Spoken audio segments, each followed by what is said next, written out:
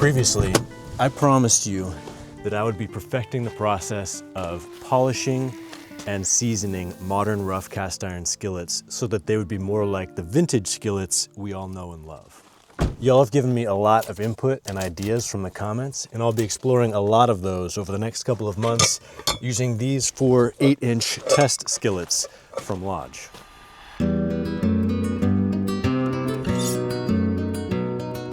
In order to do that, I'm breaking down the process into multiple videos.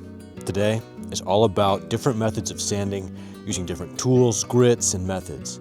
Soon I'll also be exploring ways to encourage magnetite formation on bare iron, the best oils for seasoning, and the most effective seasoning processes. The first time I smoothed the skillet, I started with an angle grinder in order to remove not just the high spots, but also to grind away enough material that there would be minimal pitting remaining as well. Then I progressed through coarse and fine grits with a rotary sander and then a random orbit sander. But truthfully now I think that was overkill.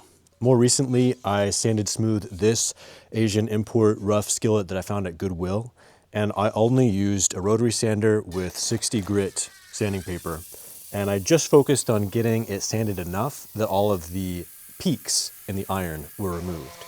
And I didn't worry about getting the pits out of the iron, and that actually delivered excellent results. This has now become my favorite smaller cast iron pan to cook with, and it gives you pretty much all of the functional benefits of smooth iron without having to work very hard for it. This only took about 10 minutes to accomplish, and it would have been only 2 minutes if I hadn't bothered with the walls.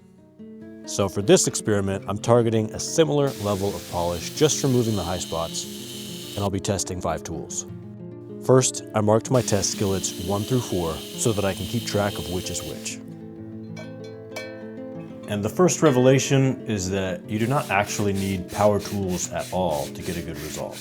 You can do it all by hand if you like. This is what a factory new Lodge looks like up close. And this is the difference I achieved by hand.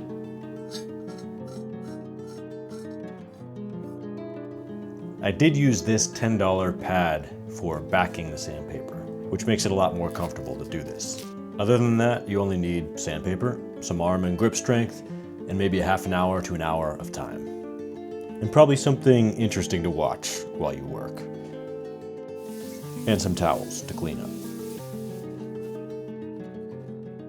Okay, half hour sanding with 40 and 60 grit by hand. I'm dirty. My hands and arms are tired, but I got a decent, I think, result.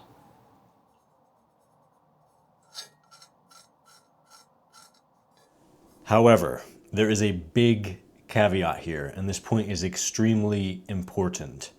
This matters more than what tool or method you select, and that factor is the quality and brand of sandpaper that you use. I tested out the cheapest sandpaper I could find on Amazon. I got this variety pack, and it was worthless.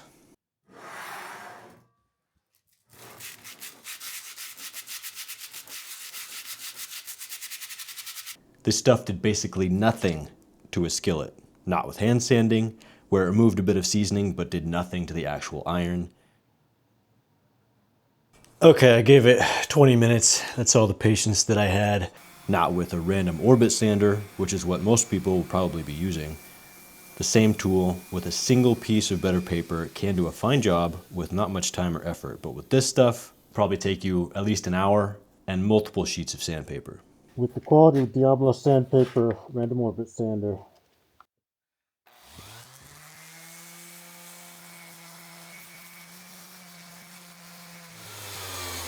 That is way better. The cheap stuff couldn't even do the job when on a rotary sander, which is much more aggressive than an orbital unit. 10 minutes with the shitty sandpaper does this. 1 second with the Diablo sandpaper. At a higher grit, 80 grit instead of 60 does this.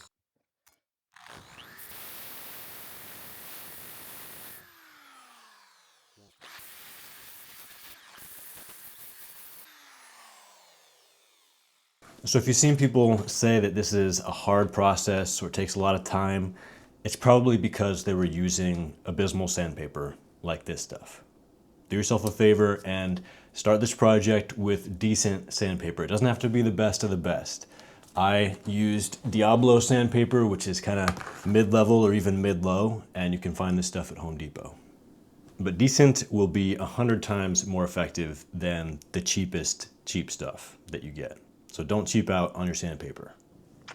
If you are going to use a sander, then it's probably going to be a random orbit sander or a rotary sander. But I've seen a lot of confusion online about these two tools, which many people seem to confuse with one another. A rotary sander purely uses rotation.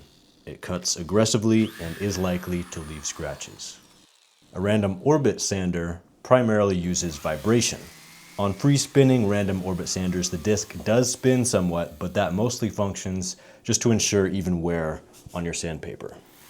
There's no torque behind the spin, and you can stop it with just a finger. This device is gentler on your surface and less likely to leave scratches. They're also cheaper than rotary sanders and are probably what most people tend to have available.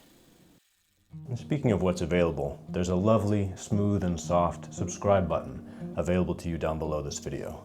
If you press it, something special might happen. Like you'll get to learn more about skillets than you ever thought you wanted to know. And while you're down there, give the like button some love too. It really does help me out. Really. Wire wheels. Some commenters have suggested using these to help smooth a cast iron skillet. But these wheels had no noticeable effect on the iron itself.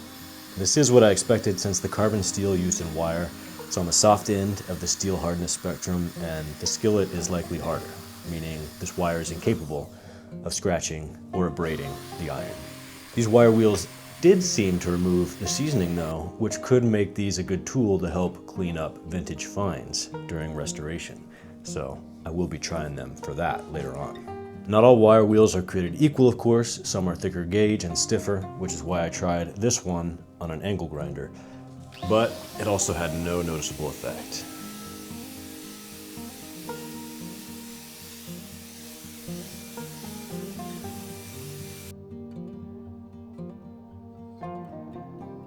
Flap discs on an angle grinder was another popular suggestion. The pack I got has grits from 40 to 120. Flap discs have more material, flex, and give than a sanding disc, which does work better for the internal contours of a skillet.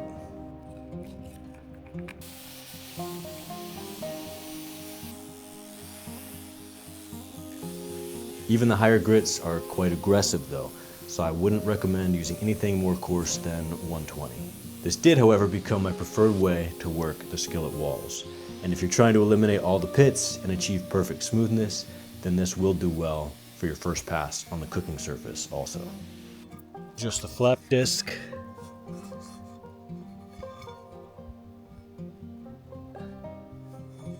As you've probably gathered, any of these methods and tools will work just fine, get you a decent result, as long as you're not using trash sandpaper.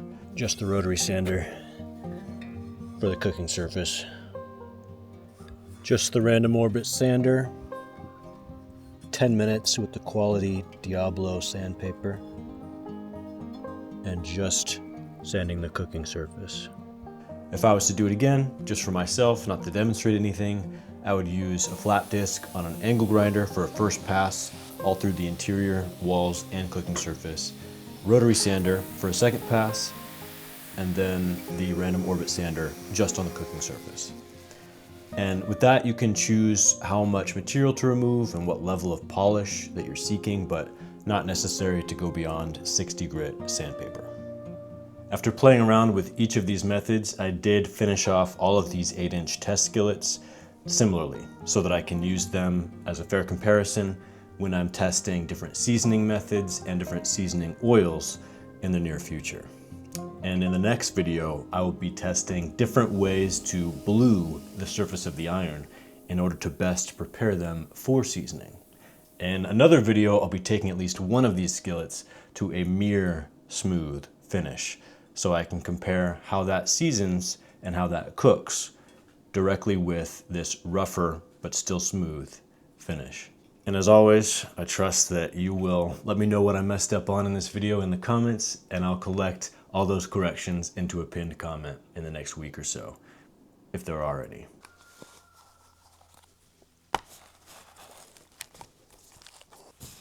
Be sure to put your filters on.